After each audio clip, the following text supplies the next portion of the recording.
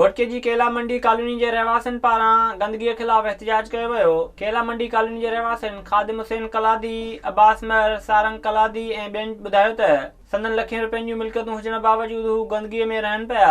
हिते गंदो पानी भी हिते आहे, गंद भी हिते आहे, का पानी जी सहूलियत कोन्हे, सारियूं नालियूं वालियूं असां वटि कोन्हे। असां हिते आहिनि सोसाइटी तमामु सुठी आहे ऐं नेकाल वग़ैरह गंद जी ॾाढी आहे। असां तमामु तंग आहियूं, पाणी असांजो खारो थी वियो आहे, असां पाणी पी नथा सघूं। आरो प्लाट हयात थे बि पाणी असांजो सही न आहे। हुननि चयो त सॼे शहर जी गंदगी संदन कॉलोनी में उछलाई पई वञे। पीअण जे पाणी, बिजली ऐं गैस जी बि सहूलियत नाहे ॾिनी वई। ॾिसो था मुंहिंजे पोयां सॼो जेको शहर जी गंदगी आहे उहा हिते उछलाई थी वञे ऐं हिते जेको आहे सो पाणी जी सहूलियत कोन्हे, नेकाल जी सहूलियत कोन्हे, गैस कोन्हे, बिजली बि हिननि पंहिंजी मदद पाण था त जेको आहे सो असां हिते बिजली हणाई आहे। केला मंडी कॉलोनी के रहवासियों चयो त खेनि पीअण जे साफ़ पाणी जी भी परेशानी आहे।